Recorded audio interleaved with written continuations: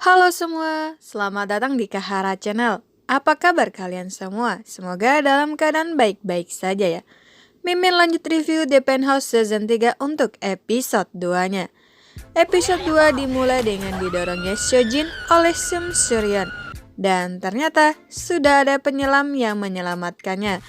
Sim Suryeon dan Oh Yoon Hye mengajak disertai dengan ancaman kepada Seojin untuk mau bekerja sama dengan mereka karena mereka ingin akhir yang sama dengan perginya Jo Dante.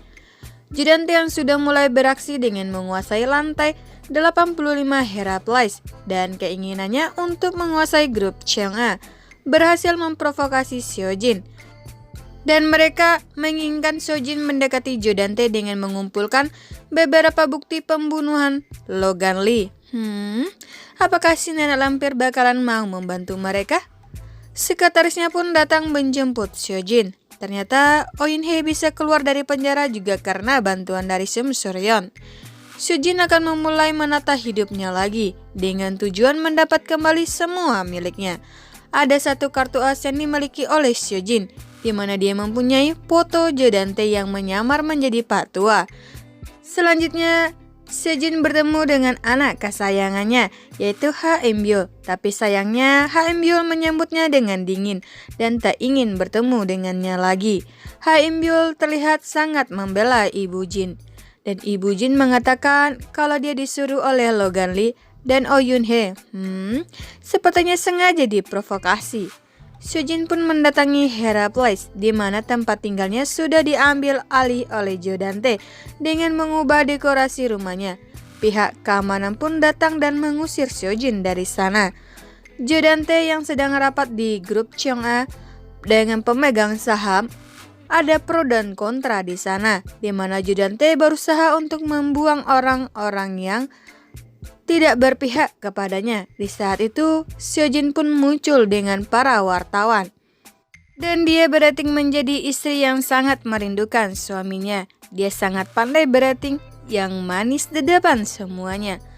Oh Yoon Hye dan Sim Suryeon melihat artikel mereka yang kembali bersatu. Tetapi itu semua memang rencana Sim Suryeon, karena dia sengaja memotong semua sumber dana Seojin. Jadi tak ada pilihan baginya untuk harus bergabung dengan grup Cheonga dengan meningkatkan nilai saham perusahaannya. Berpindah kembali ke Jo Dante dan Seojin, di mana Jo Dante merasa heran kenapa Seojin bersandiwara. Seojin pun menunjukkan foto penyamaran Jo Dante, menyampaikan semua persyaratan di mana dia akan jadi mitra perusahaan Cheonga. Kalau tidak, tentu saja dia akan membeberkan kepada Sim Suryeon atau kepada keluarga Logan Lee. Jo Dante tidak tahu kalau ternyata Logan Lee datang dengan seseorang yang bernama Baek Jun Ki. Oh ya guys, di episode pertama kan ada laki-laki yang mati di air pancuran di Hera Place. Ternyata itu adalah Baek Jun Ki guys. Kira-kira siapakah pembunuhnya? Apakah Jo Dante atau siapa ya? Komen di bawah ya guys. Dan ini orangnya guys, Baek Jun Ki yang terlihat mengikuti Sim Suryeon. Di penthouse di sana ada seorang yang sangat mirip dengan Logan Lee dan ternyata dia adalah kakak laki-lakinya. Dia menuduh kalau Sim Suryeon lah yang membunuh Logan, tapi dengan sungguh-sungguh kalau dia tidak ingin ini yang terjadi kepada Logan. Kakaknya mengatakan kalau Logan menarik uang 10 miliar dolar dari akun pribadinya dan sekarang di manakah uang tersebut? Sayangnya Sim Suryeon tidak mengetahui tentang uang tersebut. Kakaknya Logan bernama Alex, mengingat di mana hari keberangkatan Logan. Dia sangat menentang dengan keberangkatannya. Begitupun dengan Logan yang sangat bersikeras untuk ke Korea dan membawa uang 10 miliar dolar untuk Minseol. Dan di sana Logan Lee mengatakan kepada Alex kakaknya kalau dia sangat menyukai Sim Suryeon. 10 miliar dolar guys, kemanakah perginya?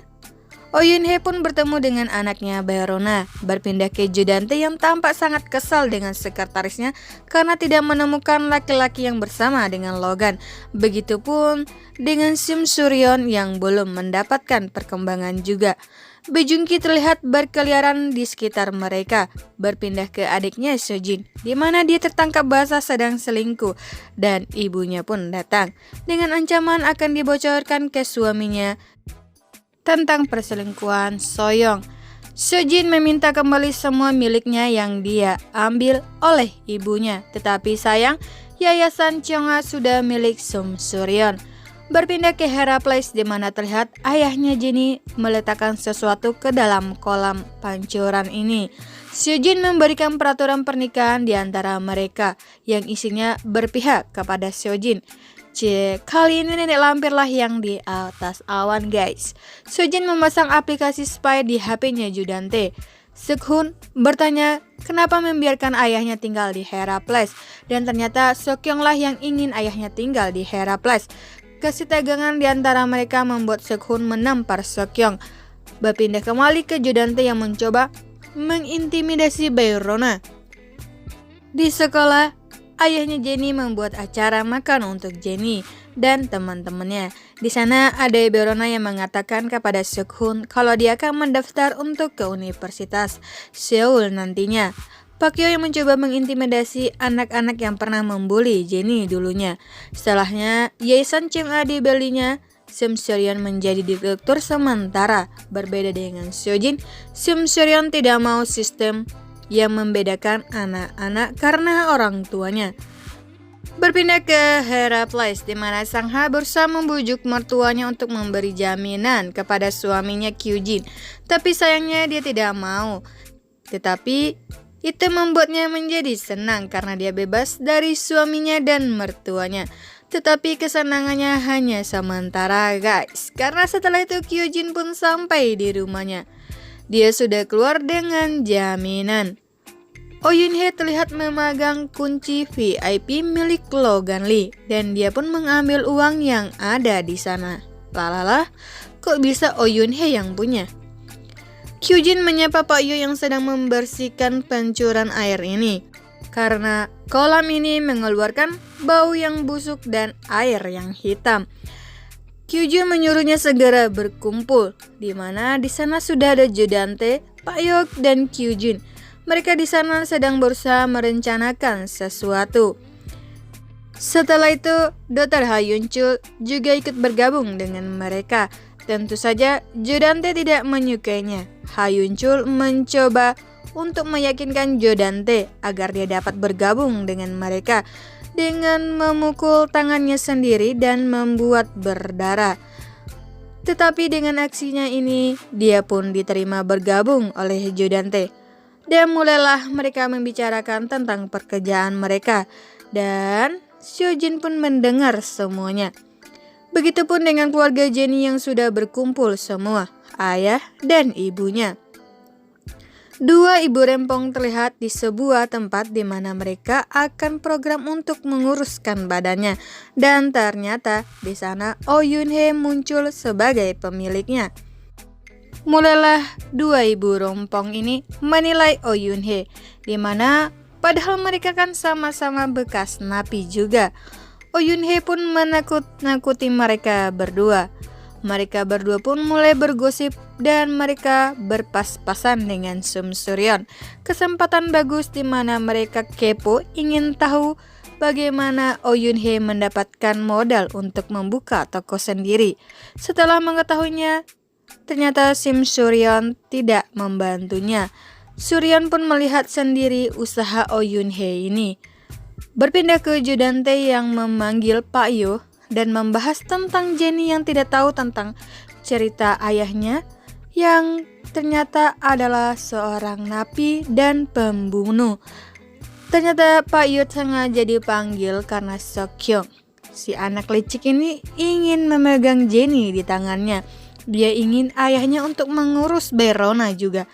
Tibalah hari ujian di Universitas Seoul. Terlihat mereka diantar oleh orang tua mereka masing-masing. Tidak dengan embul, karena Sejin sedang bersandiwara di depan wartawan untuk pencitraannya. Inbyul datang dengan Bujin. Oh Yun-hye yang di sana juga melihat Bujin dan menyapanya. Oh Yun-hye menanyakan kenapa dia tidak kembali ke mereka, dan ternyata di sini kita mengetahui kalau Oh Yun-hye Logang Lee sudah lost kontak dengan Bujin setelah Oh Yun-hye menyerahkan diri. Suk-hun yang menyadari ada campur tangan ayahnya di ujian kali ini, dia memutuskan untuk tidak ikut dalam ujian dan meninggalkan Universitas Seoul.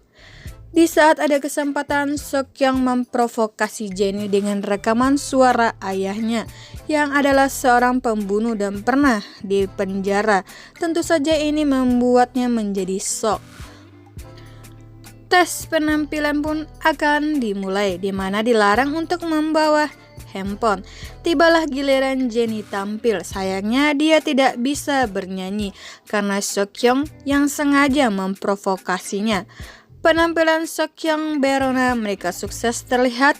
Juri pun sangat terpukau. Tiba giliran Haeunbyul. Saat bernyanyi, terdengar suara handphone berdering yang ternyata ada di dalam kantong bajunya. Di saat itu, Haeunbyul langsung didiskualifikasi. Dan di tempat lain, Berona sedang berusaha mencari HP-nya yang tidak ketemu. Di saat itu, Haeunbyul menamparnya dan membuat mereka semua dalam kebingungan dengan apa yang terjadi. Dan ternyata ini semua adalah ulahnya Bujin yang dengan sengaja mengambil HP Berona dan meletakkannya di saku bajunya Haeunbyul. Di saat itu dia pun sengaja menelpon Haeunbyul di saat tampil. Dan di saat itu dia memberikan laporan kepada Jodante. Lah, kok bisa Bujin menjadi orang Jodante? Jodante datang untuk menjemput Seokyeong dan mengajaknya pergi. Sim Suryeon di saat itu mendapatkan telepon dari Pak Hong, di mana dia mengetahui lokasi Baek Jung-ki. Sim Suryeon pun bergerak menuju lokasi. Berpindah ke Jodante yang mengajak Seokyeong untuk makan di sebuah restoran. Kesempatan ini dia mencoba mengasuh Seokyeong dengan mengatakan kalau ibunya itu Sim Suryeon hanya ingin jadi wali karena harta warisan dari ibu kandungnya mereka. Dan ternyata guys, lokasi Baek Jung-ki juga di sana, di mana dia sedang menargetkan Jodante, tetapi Sim Suryeon datang di waktu yang tepat sehingga membuat tembakannya meleset. Karena melihat sebuah tembakan, Jodante pun memeriksanya. Apakah mereka akan ketahuan? Sabar guys, kita tunggu di episode 3 nantinya. Oke deh, sekian dulu The Penthouse Season 3 episode 2. Bye-bye. Jika kamu menyukai video ini, dukung Mimin selalu dengan cara subscribe dan like-nya. Bye-bye guys, sampai jumpa lagi.